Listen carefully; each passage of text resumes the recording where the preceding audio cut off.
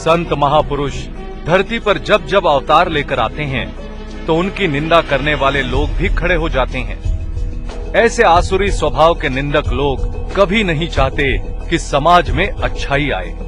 ऐसे लोग अपना स्वार्थ पूरा करने के लिए किसी भी हद तक बुराई करने को तैयार हो जाते हैं और संतों की निंदा करने से पीछे नहीं हटते।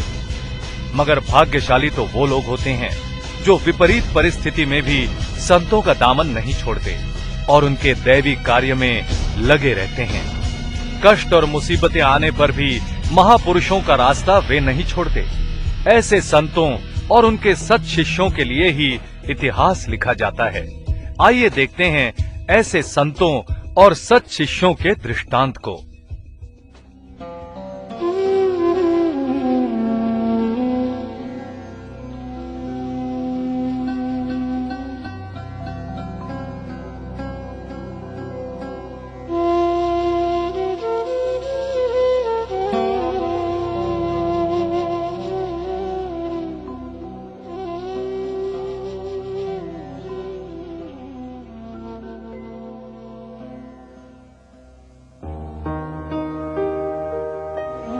भंते, मैं आपसे कुछ प्रार्थना करना चाहता हूँ। आपकी आज्ञा हो तो कहूँ?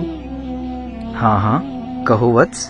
भंते, लोग आपको क्यों बदनाम कर रहे हैं? क्यों आपको दोषी बनाया जा रहा है? आप पर इतने लांछन क्यों लगाए जा रहे हैं? ये तो जगत की रीत है। जहाँ फूल हैं, वहाँ कांटे होते ही हैं। संत हैं तो निंदक भी हैं और निंदक संतों पर आरोप लगाते ही रहते हैं। आप पर इतने सारे झूठे आरोप लगाए जा रहे हैं, ये मुझसे देखा नहीं जा रहा। प्रभु, आप तो बोध को प्राप्त हुए हैं। आप तो अपने आप में स्थित हैं। आपको कोई फर्क नहीं होता। मगर हमारी स्थिति आप जैसी नहीं है और हम शिष्य होकर भी कुछ नहीं कर पा रहे हैं। हम सभी बहुत व्यथित हो रहे हैं। हम कुछ करना चाहते हैं, हमारा मार्गदर्शन कीजिए भंते। एक ही मार्ग है, कुप्रचार को सुप्रचार से काटो। समाज में जाकर सच्चाई और सद्ज्ञान का प्रचार करो। सच्चाई की रोशनी से निंदा का अंधेरा स्वतः ही मिट जाएगा। प्रभु, मैं सच्चाई सभी को बताना चाहता हूँ कि आपने सबका हित किया है। ये आरोप झूठे हैं। मगर ये इतना सरल नहीं है। इसमें कष्ट आएंगे, अपमान सहना पड़ेगा, विघ्न खड़े होंगे। भंते, मैं जानता हूँ, उन सब के लिए मैं तैयार हूँ। मैं भी तैयार हूँ भंते। हम सभी तैयार हैं। हाँ, हम सभी भी तैयार हैं। हो सकता है तुम्हें खूब तितिक्षा सहनी पड़े। हम सब मिलकर फिर भी सुप्रचार करेंगे। लोग हो सकता है तुम्हें पत्थर मारें। कोई बात नहीं प्रभु, पत्थर तो हमारे शरीर को लगेगा। हम फिर भी सेवा करेंगे। हो सकता है वे तुम्हारे हाथ ही काट दें ताकि तुम कोई सेवा न कर सको। कोई बात नहीं गुरुदेव, हाथ कट गए तो क्या, हम अपनी जिह्वा से आपकी सच्चाई लोगों को बताएंगे। हो सकता है वे तुम्हारी जिह्वा भी काट दें। फिर क्या हुआ भगवान, हम अपने शरीर के बाकी अंगों से सेवा का पुरुषार्थ करते रहेंगे। अगर उन्होंने तुम्हारे अंग ही भंग कर दिए तो क्या हुआ भगवान, भले अंग से आपकी सेवा नहीं कर सकेंगे मगर अपनी आंखों से तो आपके दर्शन करते रहेंगे। और अगर आंखें भी निकाल दी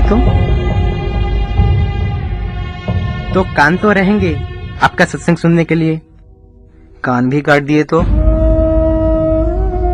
कोई बात नहीं गुरुदेव, शरीर तो रहेगा आपके चरणों में शीश झुकाने के लिए। मानो निंदकों ने तुम्हारी शरीर की ही बलि चढ़ा दी तो, तुम्हारे प्राण ही छीन लिए तो। करोड़ों जन्मों में मरते आए हैं भंते, ये जन्म आपकी सेवा में कुर्बान भी हो जाए तो जन्म लेना सार्थक हो जाएगा। शाबाश, जब तुम्हारा दृढ़ संकल्प है तो मेरा आशीर्वाद भी तुम्हारे साथ है। आप सब जहाँ जाओगे विजय तुम्हारे साथ रहेगी।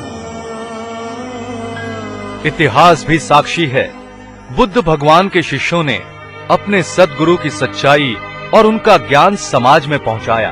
वे दृढ़ता से लगे रहे और सफल हुए। संत कबीर जी हो या गुरु नानक देव जी, मीराबाई हो या साक्षात भगवान श्री राम या भगवान श्री कृष्ण, निंदा करने वाले महापुरुषों की आलोचना करते ही रहे हैं और मरने के बाद दुर्गति को प्राप्त होते हैं।